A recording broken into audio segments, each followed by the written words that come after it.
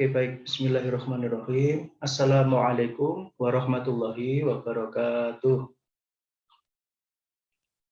Ya, bagaimana kabar saudara dan saudari mahasiswi Unum Blitar kampus Ngawonggo? Semoga kita tetap diberikan kesehatan untuk dapat mengikuti perkuliahan dengan baik. Gitu nggih. Hari ini jadwal presentasi kepada kelompok 6 kepada saudari Riha ya, saudari Riha dan saudari Malvira ya, Vira. Monggo, apakah sudah hadir?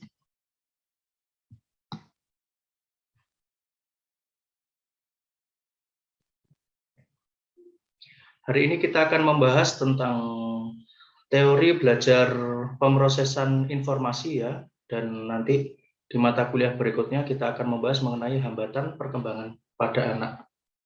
Itu.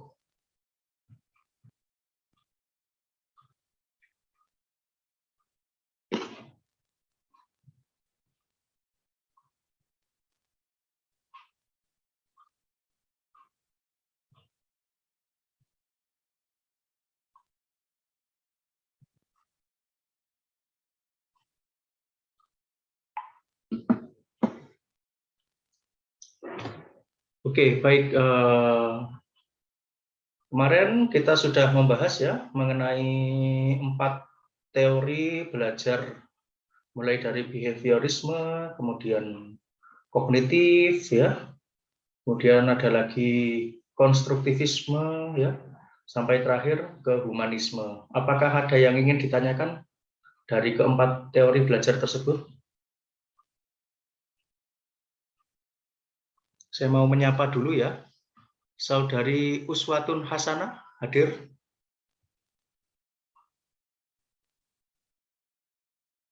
Halo? Halo. Ya. Oke. Teman-teman yang lain mana ini? Masih download Zoom, Pak. Aplikasinya belum. Oh, nggih, ya nggak apa-apa. Kita tunggu kalau ditunggu. Tadi ada saudari Vira ya, sudah hadir tadi. Kok ini kok keluar lagi tadi? Nggak tahu, Pak. Nggih, nggih. Baik, terima kasih. Oke ya. Jadi kalau kita ingat-ingat ya, kemarin jadi teori belajar itu penting ya, penting diketahui untuk kita sebagai guru begitu nggih, sebagai pengajar nantinya agar dapat menerapkan variasi di antara 4 itu. Misalkan kita menemui karakteristik peserta didik itu yang rajin belajarnya, kemudian memiliki inisiatif begitu nggih. Maka teori belajar yang cocok yaitu kita dapat menerapkan teori belajar konstruktivisme ya. Bagaimana anak itu atau siswa menemukan sendiri pemahaman belajarnya. Nah itu kalau rasa ingin tahunya tinggi, konstruktivisme itu cocok ya diberikan. Begitupun humanisme ya. Namun sebaliknya apabila di lapangan itu ya atau di kelas begitu nggih, kita menemui peserta didik itu kok butuh dorongan ya, butuh dorongan dari gurunya, terus terlihat malas-malasan dalam belajar ya. Kemudian untuk menghafal kok sulit ya. Nah itu lebih cocok diterapkan teori belajar behaviorisme ya. Jadi guru memberikan stimulus agar respon yang ditunjukkan oleh peserta didik atau siswa itu baik. Begitupun teori belajar kognitif cocok untuk siswa yang kesulitan dalam menghafal misalnya, kemudian mendefinisikan sesuatu begitu nggih. Kemudian kesulitan dalam mengidentifikasi, sulit dalam membedakan. Nah, itu teori belajar kognitif lebih cocok diterapkan. Jadi kita ya sebagai pengajar begitu mau menerapkan teori belajar yang mana itu tergantung pada peserta didik.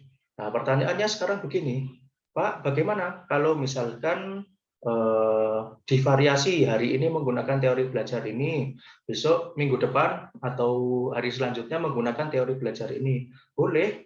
Nah, itu diperkenankan ya, agar siswa tidak mengalami kebosanan dalam belajar. Ya, gitu. Hari ini kita akan membahas mengenai teori belajar pemrosesan informasi yang merupakan pengembangan atau kelanjutan dari teori belajar kognitif ya.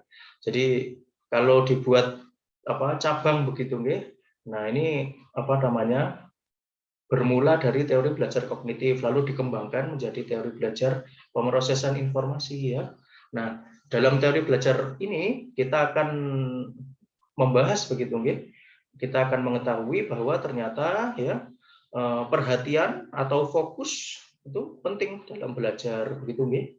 Sehingga apabila anak itu sudah fokus atau siswa itu sudah fokus begitu nggih, maka dia akan lebih mudah dalam memasukkan informasi ke dalam memori, ke dalam ingatan begitu nggih.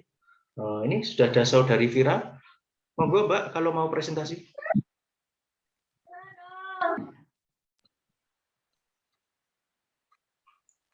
Masih nungguin tuh Mbak Fariha, Pak. Oh begitu, nggih. Oh nggih, nggih. Oke, ya. Ini waktunya jalan terus ini gimana? PPT-nya aja dikirim ke saudari Vira mungkin. Nah ini sudah ada saudari Riha.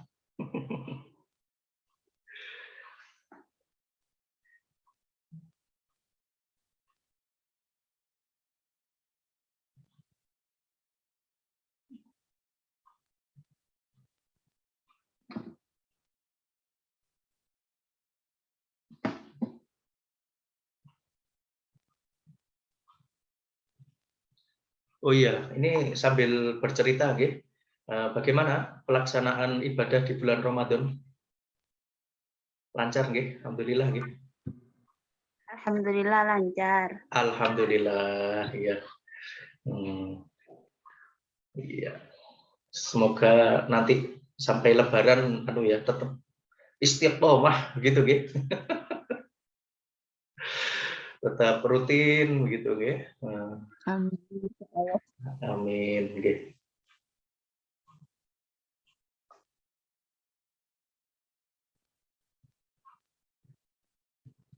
Gimana, Mbak Rika? Sudah bisa PPT-nya? Itu di share screen langsung dari laptopnya bisa ya?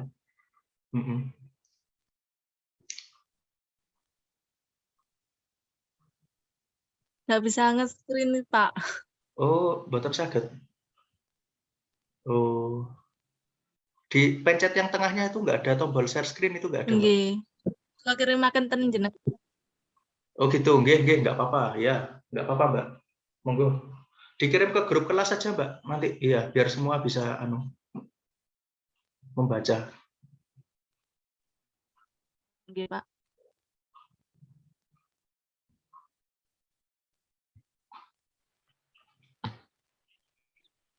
Loh, aku gak tahu, Kak.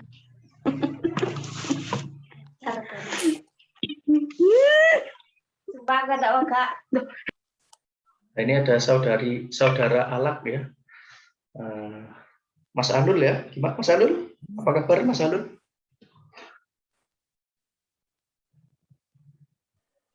Alhamdulillah sehat, Pak. Alhamdulillah. Lancar nggih ibadahnya? Iya, alhamdulillah. Alhamdulillah nggih.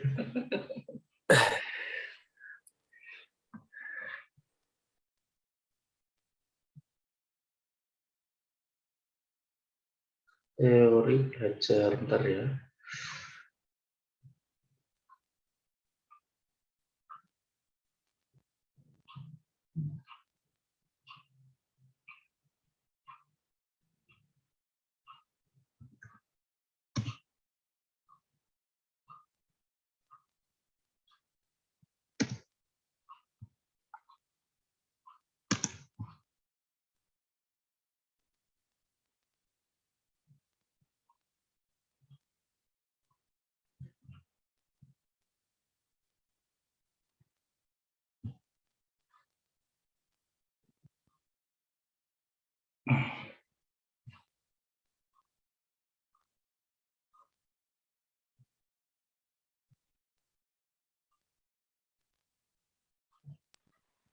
Bentar, saya WA webnya error ya nih. Bentar.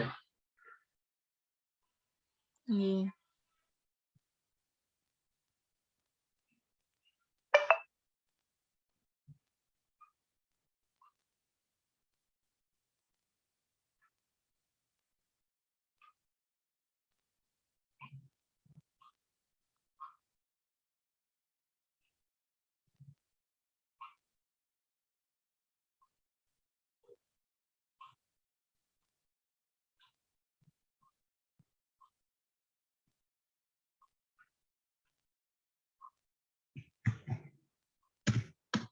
Bentar. Saya masukkan ke email dulu.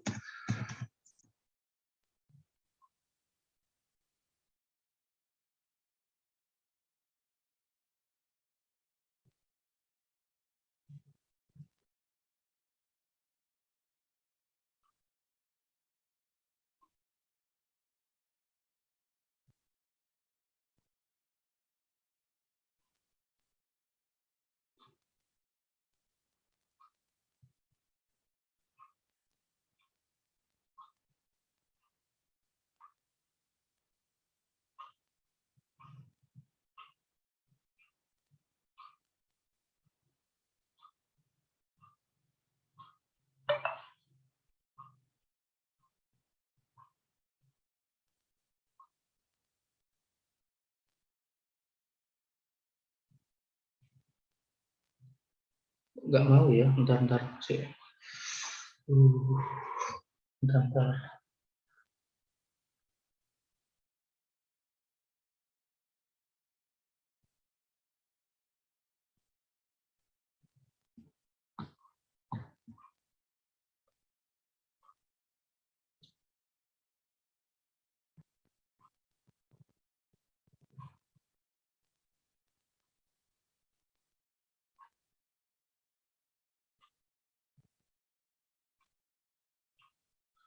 Bentar, Mbak, itu gimana? Bisa dikirim lewat email aja tidak filenya?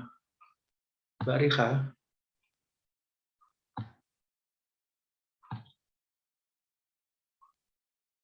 Bentar Pak, tak coba. Iya. Ini ya, dikirim ke email saya, coba bentar. Saya ketik ya, Nggih. di kolom chat. Nggih. WA webnya error soalnya ini, nggak tahu kenapa. Dikirim ke situ ya, Mbak, ke email.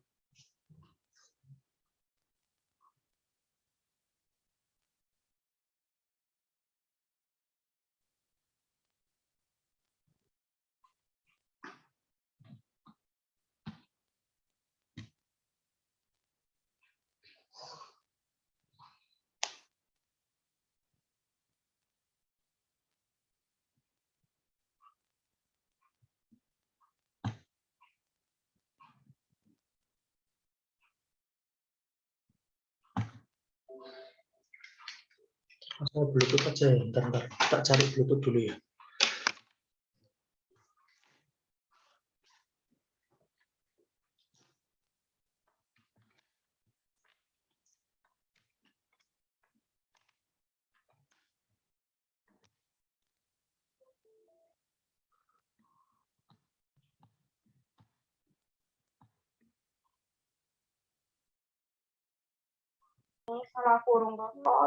Pak, mohon maaf.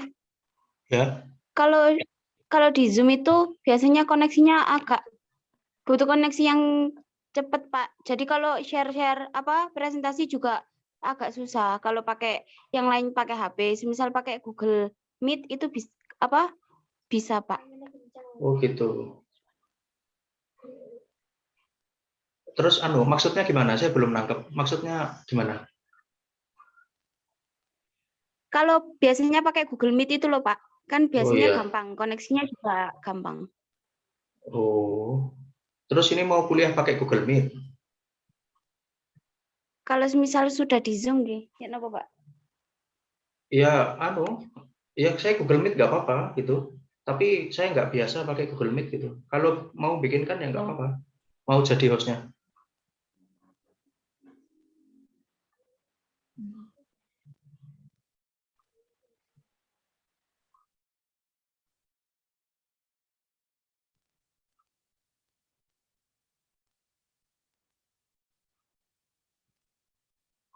Bentar ya. Saya Bluetooth dulu filenya.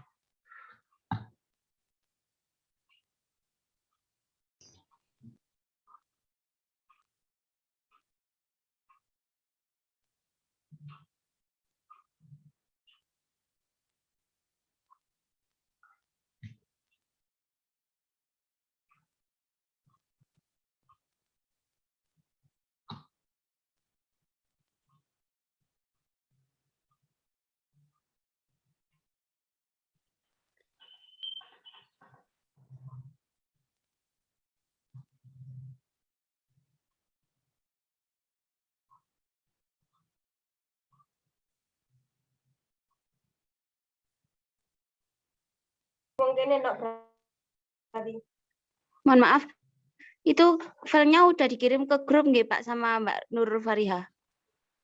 Ya, file teori belajar kan? Iya, itu apa mindahnya ke laptop pakai kabel data nggak bisa Pak? Iya, ini masih proses, masih proses. Oh, Ditunggu ya. nggih, Ya. nggih.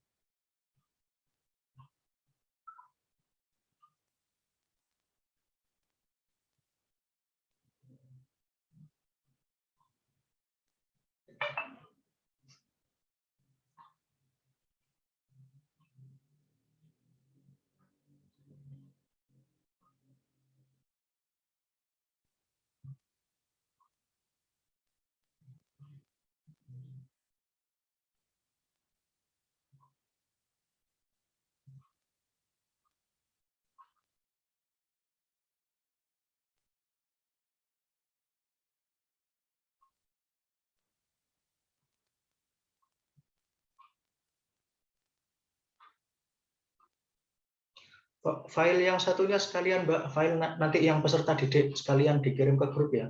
Sekalian saya Bluetooth ini.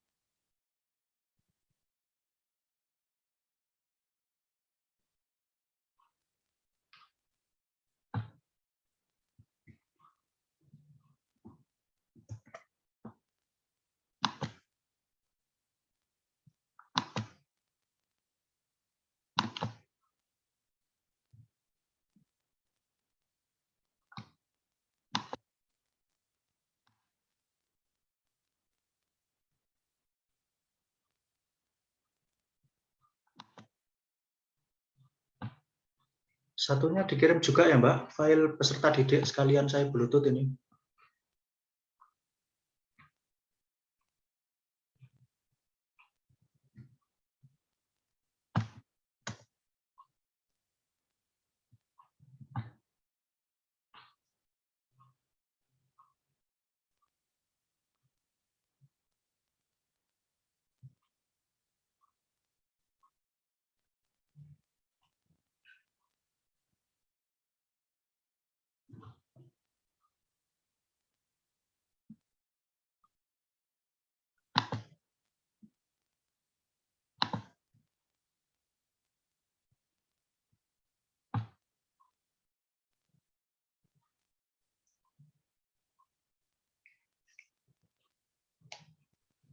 Bentar Pak, Mbak Fira masih mindah dari laptop. Oh iya. Ini nanti yang, oh iya, bentar saya siapin PPT-nya. Langsung ya, presentasi habis ini ya. Nggih.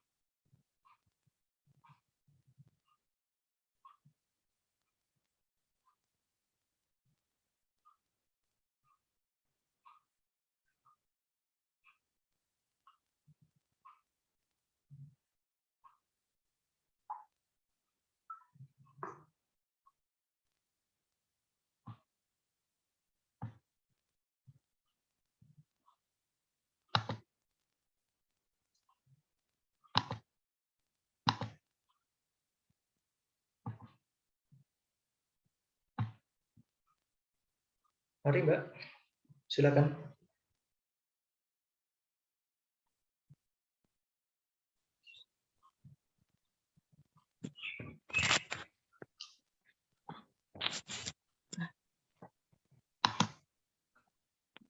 Assalamualaikum warahmatullahi wabarakatuh. Waalaikumsalam warahmatullahi Waalaikumsalam wabarakatuh. warahmatullahi wabarakatuh. Kami dari kelompok 6 akan mempresentasikan hasil belajar kami tentang teori belajar pemrosesan informasi.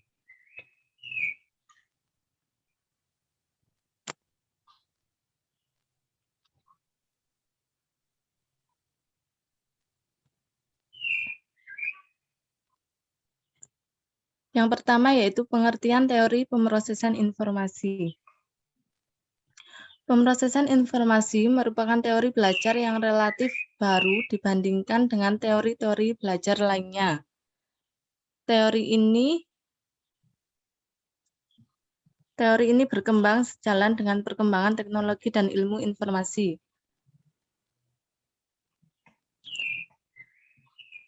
Menurut teori ini, belajar adalah mengolah informasi. Sekilas teori ini mirip dengan teori kognitif, yaitu lebih mementingkan proses belajar daripada hasil. Teori pemrosesan informasi merupakan teori kognitif tentang belajar yang menjelaskan pemrosesan, penyimpanan, dan pemanggilan kembali pengetahuan dari otak. Teori ini menjelaskan bagaimana seseorang memperoleh sejumlah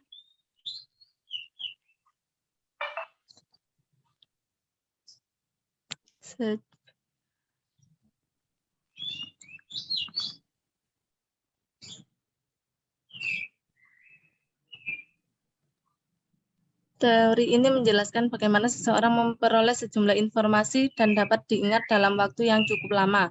Oleh karena itu, perlu menerapkan suatu strategi belajar tertentu yang dapat memudahkan semua informasi diproses di dalam otak melalui beberapa indera. Teori informasi memberikan perspektif baru pada pengolahan pembelajaran yang akan menghasilkan belajar yang efektif. Dalam teori pengolahan informasi terdapat persepsi, pengkodean, dan penyimpanan di dalam memori jangka panjang. Teori ini mengajarkan pada siswa siasat untuk memecahkan masalah. Robert Gagne merupakan salah satu tokoh pencetus teori ini. Teori ini memandang bahwa belajar adalah proses memperoleh informasi, mengolah informasi, menyimpan informasi, serta mengingat kembali informasi yang dikontrol oleh otak. Asumsi yang mendasari teori ini adalah bahwa pembelajaran merupakan faktor yang sangat penting dalam perkembangan. Menurut Gagne, bahwa dalam pembelajaran terjadi proses penerimaan informasi untuk kemudian diolah sehingga menghasilkan keluaran dalam bentuk hasil belajar. Istilah pemrosesan atau pengolahan informasi mengandung pengertian adanya pandangan tertentu ke arah studi individu, pusat perhatian pokok studi, dan mengingat sejumlah besar informasi yang diterima setiap hari dari lingkungan sekeliling. Menurut Robert, ada 3 karakteristik utama pendekatan pemrosesan informasi, yaitu yang pertama, proses berpikir. Ziegler berpendapat bahwa berpikir adalah pemrosesan informasi dengan penjelasan ketika anak merasakan, kemudian melakukan penyandian, mempresentasikan, dan menyimpan informasi. Yang kedua, yaitu mekanisme pengubah. Ziegler berpendapat dalam pemrosesan informasi, fokus utamanya adalah pada peran mekanisme pengubah dalam perkembangan. Yang ketiga, yaitu modifikasi diri. Modifikasi diri dalam pemrosesan informasi secara mendalam tertuang dalam metakognisi, yang berarti kognisi atau mengetahui, yang di dalamnya terdapat 2 hal, yaitu pengetahuan kognitif dengan aktivitas kognitif. Ada 4 mekanisme yang bekerja untuk menciptakan perubahan dalam keterampilan kognitif anak. Yang pertama yaitu encoding atau penyandian. Merupakan proses memasukkan informasi ke dalam memori. Memori adalah retensi informasi. Ada 6 konsep yang dikenal dalam encoding, yaitu atensi, pengulangan, pemrosesan mendalam, elaborasi, mengkonstruksi citra, dan penataan. Otomatisasi adalah kemampuan untuk memproses informasi dengan sedikit atau tanpa usaha. Peristiwa ini terjadi karena pertambahan usia dan pengalaman individu sehingga otomatis dalam memproses informasi, yaitu cepat dalam mendeteksi kaitan atau hubungan dari peristiwa-peristiwa yang baru dengan peristiwa yang sudah tersimpan pada memori dan akhirnya akan menemukan ide atau pengetahuan baru dari setiap kejadian. Yang ketiga yaitu konstruksi strategi. Adalah penemuan prosedur baru untuk memproses informasi. Dalam hal ini, Ziegler menyatakan bahwa anak perlu menyandikan informasi kunci untuk suatu problem dan mengkoordinasikan informasi tersebut dengan pengetahuan sebelumnya yang relevan untuk memecahkan masalah. Yang terakhir yaitu generalisasi adalah kemampuan anak dalam mengaplikasikan konstruksi strategi pada permasalahan lain. Pengaplikasian itu melalui proses transfer, yaitu suatu proses pada saat anak mengaplikasikan pengalaman dan pengetahuan sebelumnya untuk mempelajari atau memecahkan problem dalam situasi yang baru. Yang selanjutnya yaitu tahapan proses pembelajaran ada 8, yaitu yang pertama motivasi.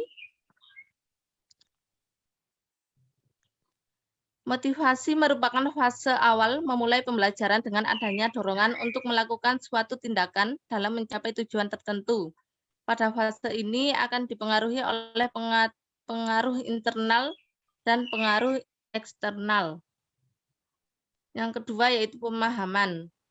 Merupakan fase individu menerima dan memahami informasi yang diperoleh dan pembelajaran. Pemahaman ini didapatkan melalui perhatian. Yang ketiga yaitu pemerolehan, merupakan fase di mana individu memberikan makna atau mempersepsikan segala informasi yang pada dirinya sehingga terjadi proses penyimpanan dalam memori peserta didik. Yang keempat yaitu penyimpanan merupakan fase di mana individu menyimpan informasi yang sampai pada dirinya sehingga terjadi proses penyimpanan dalam memori. Yang kelima yaitu ingatan kembali, merupakan fase mengeluarkan kembali informasi yang telah disimpan ketika terjadi rangsangan. Yang keenam yaitu generalisasi, merupakan fase hasil pembelajaran untuk keperluan tertentu. Yang ketujuh, perlakuan merupakan fase perwujudan perubahan perilaku individu sebagai hasil pembelajaran. Dan yang terakhir, umpan balik merupakan fase individu memperoleh feedback dari perilaku yang telah dilakukannya.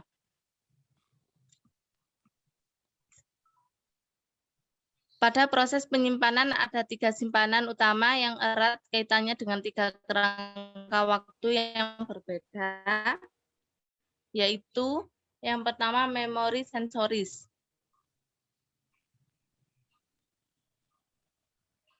Berfungsi mempertahankan informasi dari dunia dalam bentuk sensoris aslinya, hanya selama beberapa saat, tidak lebih lama ketimbang waktu murid menerima sensasi visual, suara, dan sensasi lainnya. Yang kedua yaitu memori jangka pendek atau working memory. Adalah sistem memori berkapasitas terbatas di mana informasi dipertahankan sekitar 30 detik, kecuali informasi itu diulang atau diproses lebih lanjut. Yang terakhir yaitu memori jangka panjang, merupakan tipe memori yang menyimpan banyak informasi selama periode waktu yang lama secara relatif permanen. Kapasitas yang dimiliki memori ini menurut ilmuwan komputer John von Neumann tidak terbatas.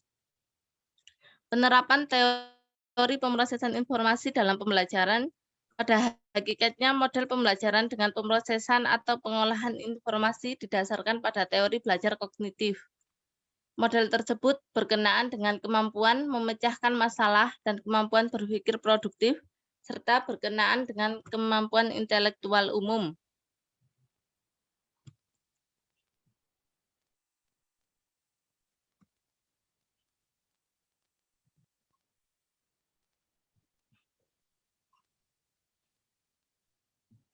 Model proses belajar yang dikembangkan oleh Gardner didasarkan pada teori pemrosesan informasi, yaitu yang pertama, rangsangan yang diterima panca indera akan disalurkan ke pusat syaraf dan diproses sebagai informasi.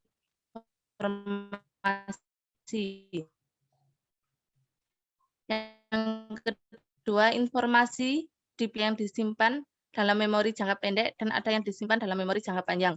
Yang terakhir, memori-memori ini tercampur dengan memori yang telah ada sebelumnya dan dapat diungkap kembali setelah dilakukan pengolahan. Manfaat pemrosesan informasi yaitu membantu individu dalam beradaptasi terhadap lingkungan yang selalu berubah-ubah dalam proses pembelajaran. Selanjutnya, membuat strategi pembelajaran lebih baik yang berorientasi pada objek. Kemudian ukuran dalam proses pembelajaran setiap individu dapat disajikan secara lengkap. Dan yang terakhir, menerima perbedaan setiap individu. Demikian presentasi dari kelompok kami. Apabila ada audien yang mau ditanyakan.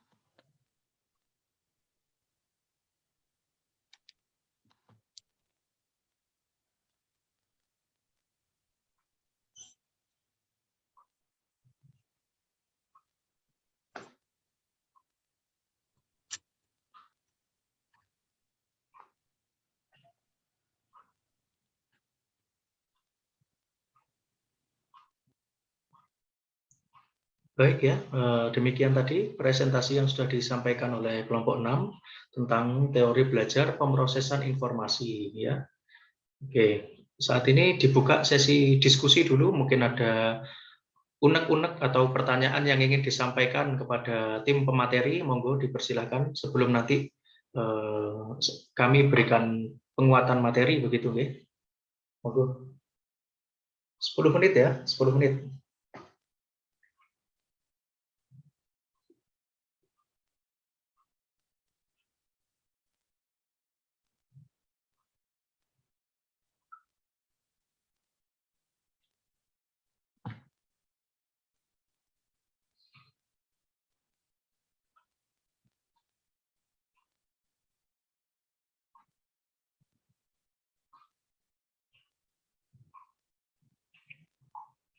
Belum ada yang tanya? Sudah paham atau masih bingung ini?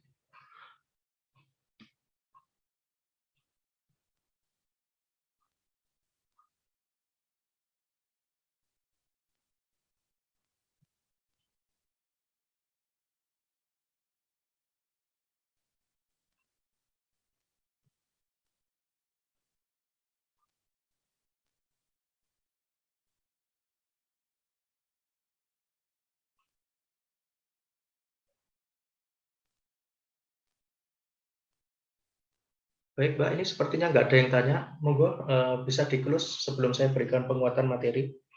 Di-close saja, Mbak. Mbak Saudari Rika. Demikian presentasi dari kelompok saya. Apabila ada salah, mohon maaf yang sebesar-besarnya. Wassalamualaikum warahmatullahi wabarakatuh. Waalaikumsalam warahmatullahi wabarakatuh. Baik ya. Oke, tadi sudah disampaikan begitu nggih tentang teori belajar pemrosesan informasi, betul ya. Jadi bahwa yang mendasari yang apa namanya? Teori ini ya, teori belajar ini merupakan perpanjangan dari atau pengembangan dari teori belajar kognitif ya. Nah, jadi kalau kita bedah begitu nggih, bahwa sebetulnya dalam teori belajar itu ada 4 yang utama begitu nggih. Jadi ada behaviorisme, lalu kognitif, konstruktivisme, yang terakhir ada humanisme. Bagaimana dengan teori belajar yang lain seperti hari ini, teori belajar pemrosesan informasi, dan minggu depan kita akan membahas teori belajar kecerdasan ganda.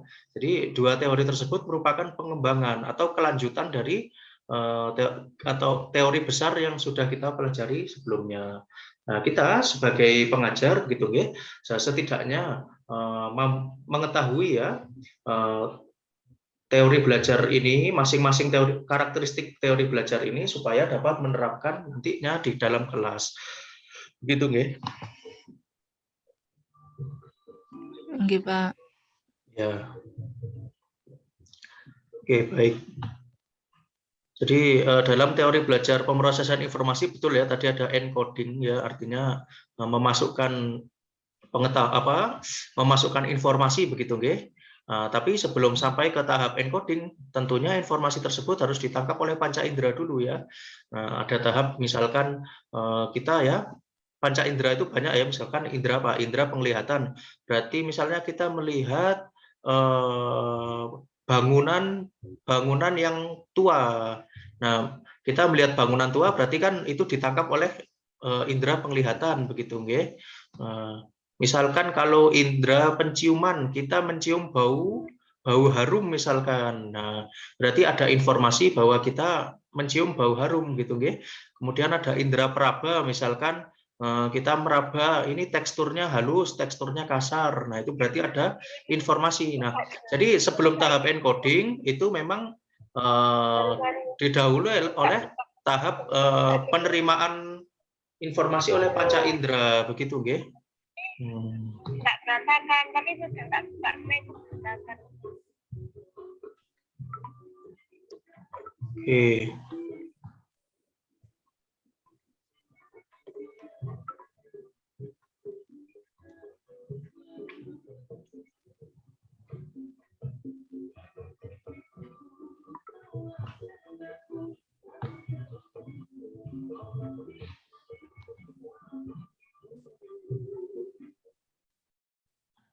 Oke, baik. Oke, sekarang saya mau share PPT-nya ya. Bentar.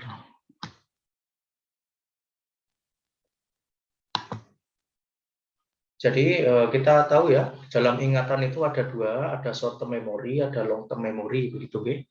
Nah, jadi ingatan jangka pendek tadi sudah dijelaskan oleh tim pemateri bahwa ingatan jangka pendek itu ternyata hanya mampu mengingat selama 30 detik ya. Nah, itu. Jadi selebihnya setelah 30 detik maka informasi tersebut akan masuk ke long term memory ya, atau ingatan jangka panjang gitu nggih.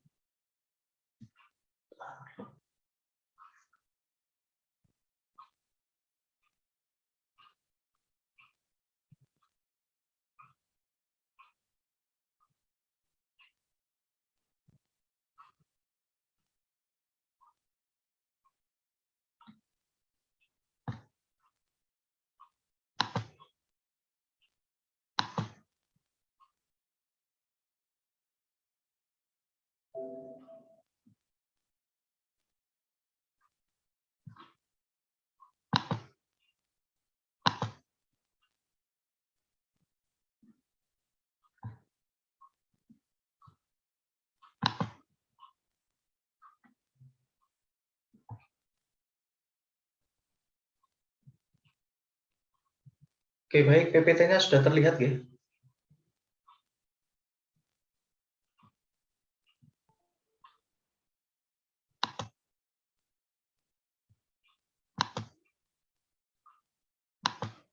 Sudah, Pak. Sudah, ya.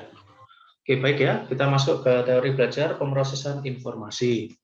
Ya, jadi dalam teori belajar ini yaitu merupakan pengembangan gitu ya, atau kelanjutan dari teori belajar kognitif yang melibatkan pertama ada pemrosesan, yang kedua penyimpanan, yang ketiga pemanggilan kembali.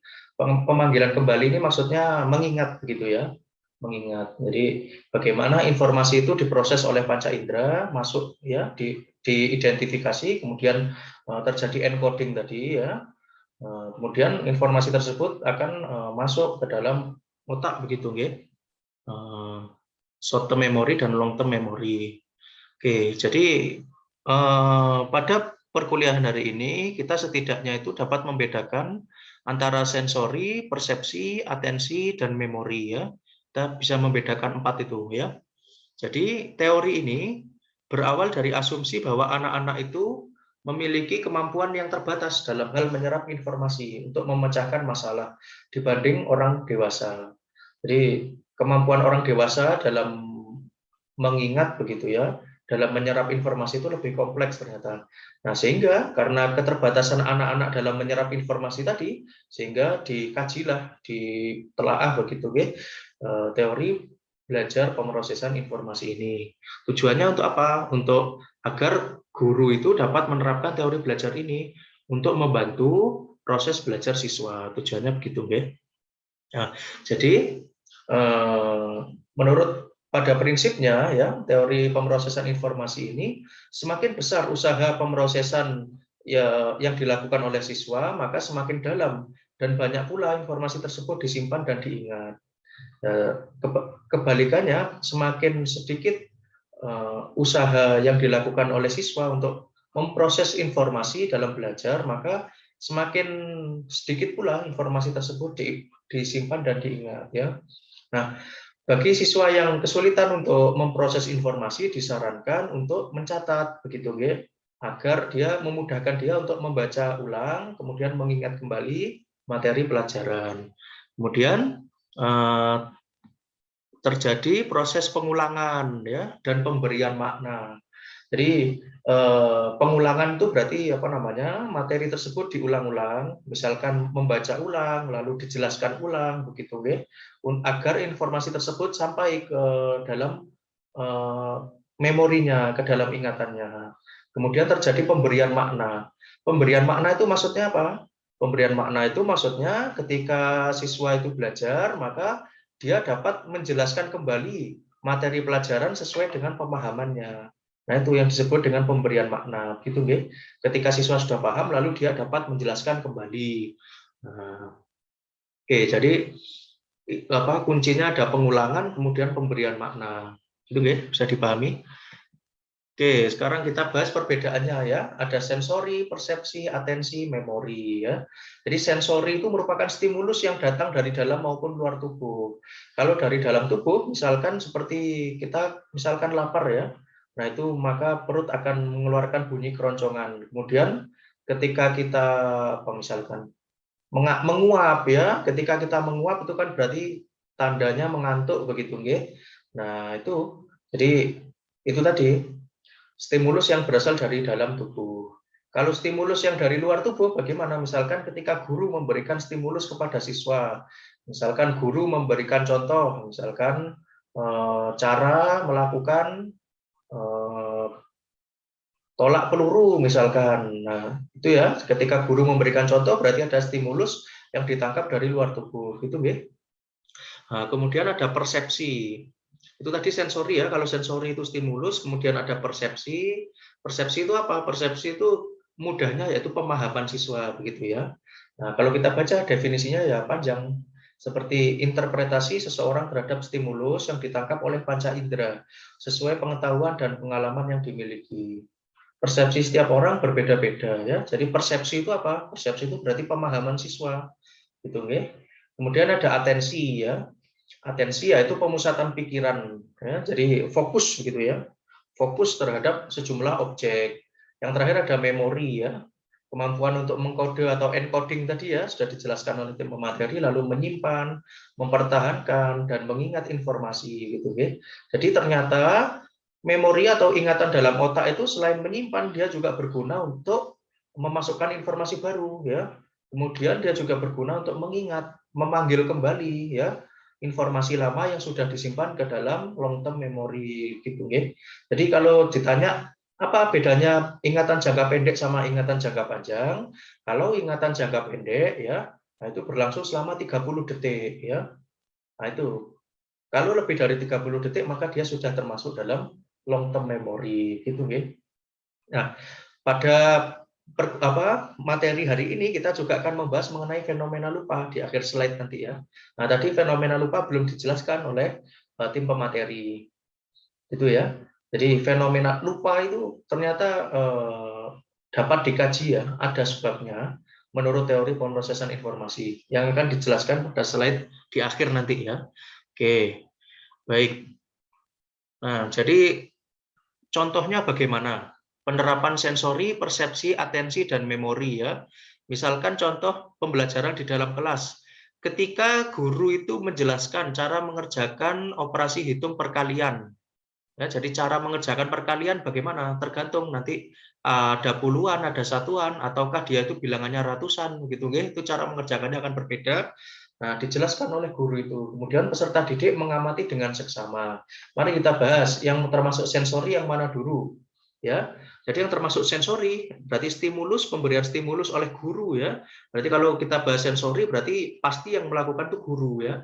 Nah, jadi guru menjelaskan cara mengerjakan operasi hitung perkalian. Kemudian persepsi. Kalau persepsi itu berarti kan pemahaman ya. Nah, pemahaman dalam hal ini pasti dilakukan oleh siswa ya.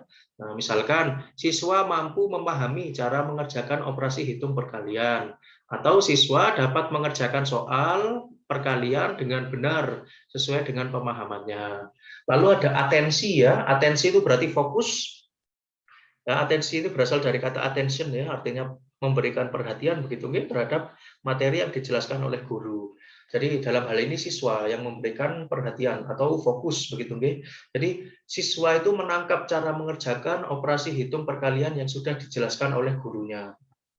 Dia bisa mengamati, dia bisa mendengarkan, dia bisa mencatat materi pelajaran begitu nggih. Yang terakhir ada memori.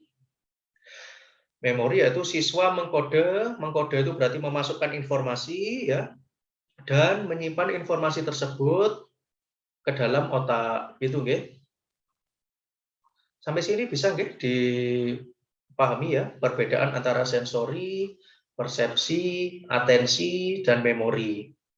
Sampai sini apakah ada yang ingin ditanyakan? Monggo. Belum ya? Oke, kita lanjut lagi ya. Nah, jadi betul ya. Salah satu tokohnya banyak ya. Nah, salah satu diantaranya yaitu Gardner. Jadi model pemrosesan informasi menurut Gardner yang pertama yaitu stimulus itu akan diterima oleh panca indera ya dan akan disalurkan ke pusat saraf dan diproses sebagai informasi. Lalu terjadilah encoding tadi ya. Nah, jadi sebelum terjadi encoding maka stimulus itu akan diterima oleh panca indera ya.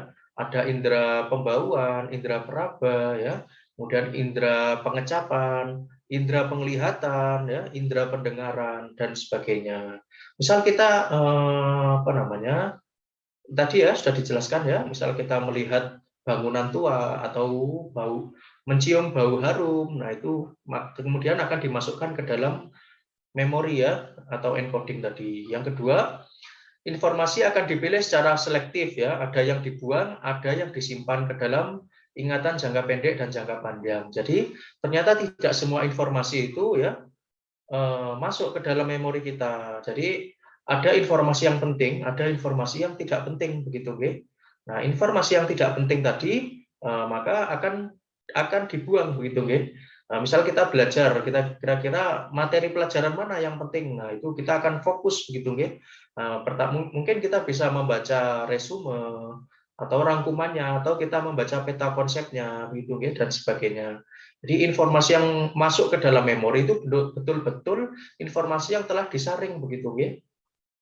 Jadi ada ingatan jangka pendek, ingatan jangka panjang, ya, bisa membedakan, oke? Kemudian yang terakhir ada ingatan yang baru tercampur dengan ingatan yang lama. Ini di short term memory tadi, ya. Jadi ingatan informasi yang baru masuk itu akan tercampur dengan yang lama dan dapat diungkap kembali setelah tahap pengolahan. Maksudnya gimana? Jadi dapat diungkap kembali itu maksudnya mengingat, gitu ya. Kita dapat mengingat, begitu ya, dapat memanggil kembali informasi yang sudah lama setelah melalui tahap pengolahan. Gitu nggih? Oke. Nanti kalau ada yang belum jelas itu langsung bisa ditanyakan, gitu. Oke. Sekarang kita masuk ke model pemrosesan informasi menurut Atkinson dan Shiffrin, ya. Jadi menurut Atkinson bahwa anak itu pertama akan memilih sesuatu yang akan dipelajari. Misalkan saya mau belajar melukis, atau saya mau belajar bermain musik, atau saya mau belajar berhitung, saya mau belajar menghafalkan kosakata dalam bahasa Inggris dan sebagainya. Jadi anak itu memilih dulu, lalu kemudian anak itu akan memutuskan usaha apa yang dilakukan untuk memahaminya. Misalkan, oh saya mau belajar dengan cara menonton video, saya mau belajar dengan cara membaca buku, saya mau belajar dengan cara pakai pendamping les privat begitu misalkan. Nah, setelah memutuskan usaha, lalu anak akan memilih strategi yang akan digunakan, ya.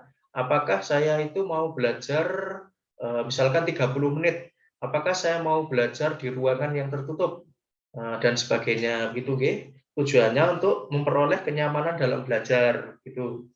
Kemudian anak itu akan menghindari hal-hal yang mengganggu proses belajarnya. Misalkan ada suara bising atau penerangan yang kurang baik, gitu ya, dan sebagainya. Yang terakhir, anak akan menilai kualitas proses belajarnya. Apakah proses belajar yang dilakukan itu memuaskan atau tidak, begitu, oke, baik. Nah, tadi ini ya, jadi ada penerapan pemrosesan informasi, ya, tadi sudah dijelaskan oleh tim pemateri bahwa ada 8 ya menurut Gagne, ya. Nah, jadi pertama itu ada motivasi ketika siswa itu menemukan dorongan, apakah dalam belajar itu, ya, dia membutuhkan orang lain atau dia mau belajar sendiri, ya. Jadi ada dorongan yang untuk melakukan tindakan dalam hal mencapai tujuan. Setelah itu terjadilah proses belajar dan didapatkan pemahaman, ya. Nah, pemahaman ini tidak dapat dipisahkan dari yang namanya fokus, ya, atau perhatian, gitu, ya. Nah, misalkan kita mau membaca buku, ya. Nah, itu kita betul-betul fokus membaca buku tanpa memikirkan hal yang lain, gitu, ya. Kemudian ada pemerolehan. Pemerolehan ini itu, ya, jadi proses memberikan makna tadi, ya. Nah, kalau ditanya apa itu memberikan makna, itu ketika siswa itu dapat menjelaskan materi pelajaran sesuai dengan pemahamannya, begitu, guys, sesuai dengan persepsinya. Kemudian informasi tersebut akan terjadi proses penyimpanan, begitu, guys. Kemudian setelah informasi disimpan ke dalam otak, informasi tersebut dapat dipanggil atau melakukan mengingat, begitu, ya, mengingat. Kemudian ada generalisasi, ya. Generalisasi, kemudian terbentuklah perilaku, ya, perilaku hasil pembelajaran. Yang terakhir ada umpan balik, ya. Nah, contoh perubahan perilaku ini gimana? Ini menarik, ya. Contohnya ketika misalkan kita mau keluar rumah ini, ya. Kemudian awalnya kita kan tidak menggunakan payung. Lalu kita mendapatkan informasi, kita melihat bahwa mendung, ya. Kemudian kita merasakan ada hawanya semakin dingin, kemudian terjadi ada hujan rintik-rintik, ya. Nah, setelah kita tahu, ya, informasi tadi, kemudian kita simpulkan begitu, ya. Oh, ini akan turun hujan, maka saya membutuhkan payung supaya saya tidak kehujanan. Nah, jadi ada perubahan perilaku dari awalnya tadi tidak memakai payung, ya, tidak menggunakan payung. Akhirnya setelah dia tahu hujan akan turun, sehingga orang tadi akan keluar rumah menggunakan payung karena akan turun hujan. Ya, jadi ada perubahan perilaku sebagai hasil dari pembelajaran. Oke, baik. Nah, tugas guru apa dalam menerapkan ini, ya? Jadi karena perhatian itu dituntut, ya. maka guru itu harus dapat menarik perhatian peserta didik, misalkan agar siswa itu tidak mengantuk begitu ya. Jadi pembelajaran itu dapat diawali dari misalkan guru itu mendongeng dulu ya, menceritakan tentang cerita rakyat begitu ya, atau menceritakan tentang cerita-cerita yang penuh inspirasi begitu nggih, untuk mengawali pelajaran agar anak itu fokus begitu ya, agar menarik perhatian peserta didik. Nah, itu ya. Dan sebagainya ya. Kemudian ini menyampaikan teori pembelajaran ya, memberikan stimulus ya, stimulus. Jadi dalam teori belajar kognitif itu stimulus juga masih diberikan ya. Sama seperti behaviorisme. Oke, kemudian kuncinya ada di tanya jawab itu ya. Jadi pemrosesan informasi kuncinya ada pada perhatian tadi ya, bagaimana perhatian itu dibutuhkan siswa untuk menangkap informasi begitu nggih. Jadi tugas guru memacu ya, atau memberikan stimulus bagaimana siswa itu tertarik begitu ya dengan materi pelajaran. Itu nggih. Dan sebagainya banyak ya, ini ada banyak tugas guru ya dalam menerapkan teori belajar pemrosesan informasi. Oke, kelebihannya ya. Jadi kelebihan teori belajar pemrosesan informasi ini yaitu memudahkan proses pembelajaran di dalam kelas ya. Karena dengan diterapkan ini maka siswa itu akan lebih mudah dalam memperoleh informasi. Syaratnya ada di fokus tadi ya, ada perhatian. Nah, pertanyaannya bagaimana kalau siswa itu tidak memberikan perhatian? Ya, maka tidak terjadi proses penerimaan informasi ya, sehingga proses pemahaman atau pemberian makna itu akan sulit didapatkan gitu ya, dan sebagainya. Kemudian kelemahan ya, kelemahan dari teori belajar ini yaitu tidak semua siswa itu memiliki kemampuan pemrosesan informasi ke dalam otak dengan baik. Jadi ada siswa yang daya tangkapnya itu cepat ya, ada siswa yang daya tangkapnya itu perlu perhatian ya, perlu perhatian khusus dan sebagainya. Kemudian ada siswa yang kesulitan mengingat ya, mengingat informasi itu ada. Untuk itu disarankan bagi siswa yang kesulitan untuk mengingat ya, itu disarankan untuk mencatat kembali gitu ya, mencatat materi sehingga dapat dibaca dan dapat diingat gitu ya, dengan bantuan mencatat tadi. Oke, sekarang kita bahas fenomena lupa ya. Jadi ternyata lupa itu dapat bermanfaat ya. Selain itu, namun lupa itu dapat merugikan. Nah, bagaimana? Kita bahas satu-satu ya. Jadi lupa itu dapat bermanfaat untuk menghindari sesuatu yang tidak menyenangkan atau menghindari traumatik, misalkan pada kasus seseorang yang mengalami kecelakaan begitu ya, lalu dia mengalami trauma dalam berkendara. Nah, lupa itu dapat bermanfaat untuk melupakan sesuatu yang tidak menyenangkan tadi, seperti misalkan kecelakaan dan sebagainya. Namun dalam pembelajaran itu ya, lupa itu lebih cenderung merugikan ya. Misalkan siswa dalam menghitung misalkan mencari luas atau keliling begitu ya sebuah bangun ya, ada bangun persegi, ada lingkaran. Nah, dia lupa rumus, maka itu akan merugikan ya. Nah, oke, jadi itu ya. Kemudian ternyata lupa itu dapat dikaji ya, menurut ingatan jangka pendek dan jangka panjang ya. Jadi menurut ingatan jangka panjang atau long term memory tadi, lupa itu dapat disebabkan karena informasi yang lama tertutup oleh informasi yang baru. Ya, jadi karena yang kita ibaratkan gelas begitu, oke? Maka dalam gelas itu sudah kita isi air ya. Nah, kalau informasi baru itu berarti air yang baru akan dimasukkan ke dalam gelas gitu nggih. Nah, seperti itu. Jadi menurut ingatan jangka panjang tadi, lupa terjadi karena informasi lama tertutup oleh informasi yang baru. Nah, kalau menurut ingatan jangka pendek ya, atau yang 30 detik tadi, lupa terjadi karena kurangnya perhatian terhadap sesuatu. Misalkan kita lupa menaruh kunci ya. Kuncinya tadi saya taruh mana ya? Nah, itu terjadi karena kita itu kurang memberikan perhatian terhadap di mana kita menaruh kunci tadi ya. Nah, sehingga solusinya bagaimana? Kita akan mengidentifikasi ya tempat mana saja yang kita lalui tadi untuk mencari kunci tersebut. Gitu, G. Oke, baik, sekian dan terima kasih pemaparan materi hari ini. Apakah ada yang ingin ditanyakan? Sudah paham, G? Oke, saya mau ke saudara. Nah, ini Mas Imin. Mas Imin, Mas Muslimin ya. Bagaimana? Sudah memahami, G? Teori belajar pemrosesan informasi?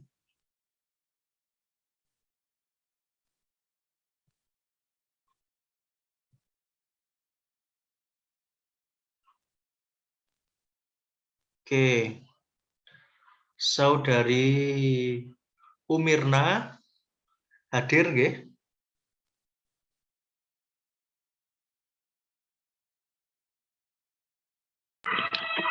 Iya Pak, hadir. Oke. Baik. Sudah memahami nggih teori belajar hari ini nggih, pemrosesan informasi?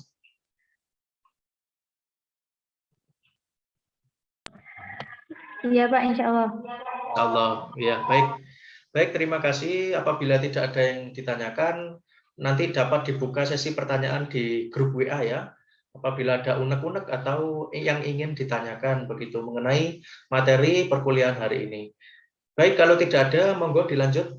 Kita lanjut ke materi kuliah berikutnya nggih, tentang perkembangan peserta didik yang akan membahas mengenai hambatan perkembangan anak.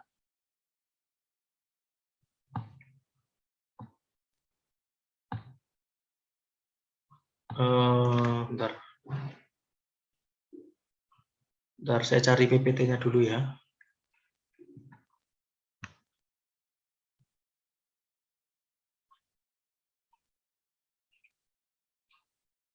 Filenya apa namanya tadi? Makalah.ppt. Makalah.ppt.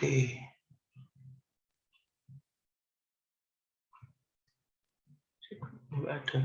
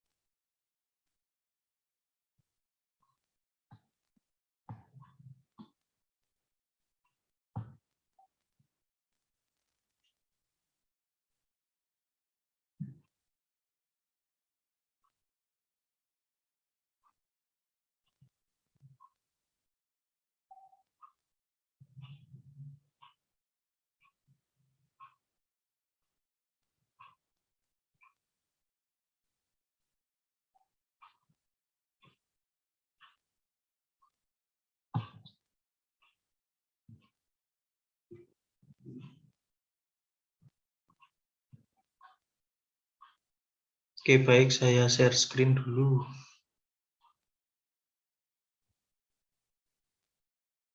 Baik, apakah PPT-nya sudah terlihat? Sampun. Oke, monggo dari kelompok 6 dipersilakan presentasi.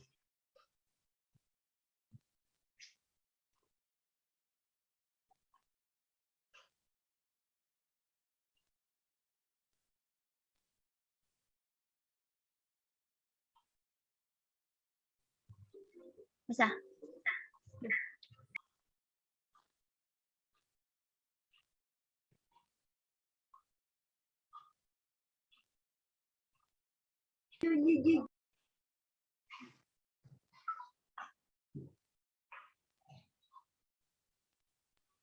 Baik, Assalamualaikum warahmatullahi wabarakatuh. Waalaikumsalam warahmatullahi wabarakatuh. Waalaikumsalam warahmatullahi wabarakatuh. Baik, saya dari kelompok 6.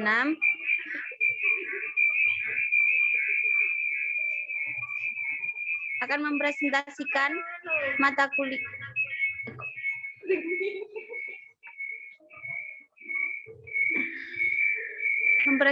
hasil belajar kami tentang perkembangan anak berkebutuhan khusus ABK.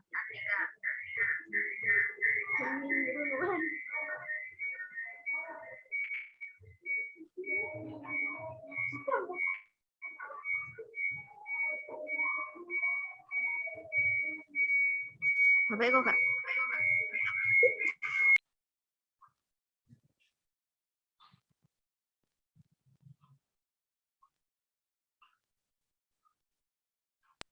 Latar belakang.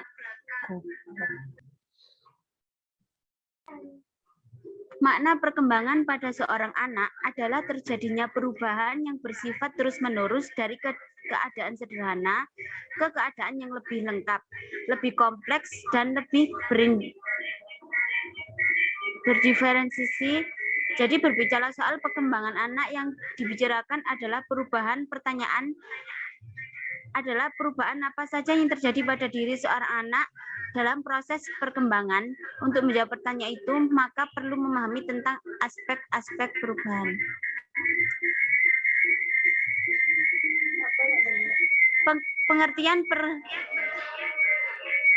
Pengertian hambatan perkembangan anak berkebutuhan khusus. Konsep anak berkebutuhan khusus, istilah anak berkebutuhan khusus memiliki cakapan yang sangat luas. Dalam paradigma pendidikan, kebutuhan khusus, keberagaman anak sangat dihargai. Setiap anak memiliki latar belakang kehidupan budaya dan perkembangan yang berbeda-beda. Dan oleh karena itu, setiap anak dimungkinkan akan memiliki kebutuhan khusus serta hambatan belajar yang berbeda-beda pula. Sehingga setiap anak sesungguhnya memerlukan layanan pendidikan yang disesuaikan sejalan dengan hambatan belajar dan kebutuhan masing-masing anak. Jadi, kebutuhan anak itu disesuaikan dengan porsinya masing-masing. Anak berkebutuhan khusus dapat diartikan sebagai seorang yang memerlukan pendidikan yang sesuai dengan hambatan belajar dan kebutuhan masing-masing anak secara individual.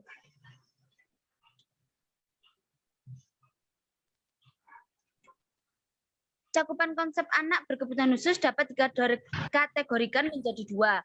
Kelompok besar yaitu anak berkebutuhan khusus yang bersifat sementara, temporer, dan anak yang berkebutuhan khusus yang bersifat permanen. Yang pertama, anak berkebutuhan khusus bersifat sementara, yaitu temporer.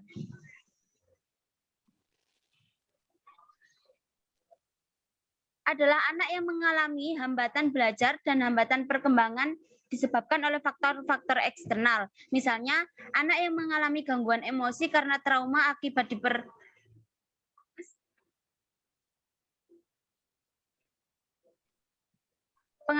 pengalaman traumatis seperti itu bersifat sementara, tetapi apabila anak ini tidak memperoleh intervensi yang tepat, boleh jadi akan menjadi permanen. Anak seperti ini memerlukan layanan pendidikan kebutuhan khusus, yaitu pendidikan yang disesuaikan dengan hambatan yang dialaminya. Tetapi anak ini perlu dilayani sekolah khusus. Di sekolah biasa banyak sekali anak-anak yang mempunyai kebutuhan khusus yang bersifat temporer, dan oleh karena itu maka memerlukan pendidikan yang sesuai dengan yang disesuaikan yang disebut pendidikan kebutuhan khusus. Jadi yang bersifat sementara itu semisal trauma pada diri anak. Trauma pada diri anak karena kejadian yang telah dilampauinya seperti trauma ketika pembulian atau trauma apa itu bisa jadi menjadi gangguan mental terhadap anak.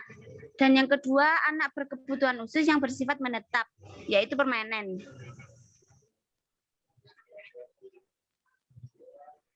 Anak berkebutuhan khusus yang bersifat permanen adalah anak-anak yang mengalami hambatan belajar dan hambatan perkembangan yang bersifat internal dan akibat langsung dari kondisi kecacatan, yaitu seperti anak yang kehilangan fungsi penglihatan, pendengaran, gangguan perkembangan kecerdasan yang kognisi, gangguan gerak, gangguan interaksi komunikasi, gangguan emosi, sosial, dan tingkah laku. Dengan kata lain, anak berkebutuhan khusus yang bersifat permanen sama artinya dengan anak penyandang kecacatan.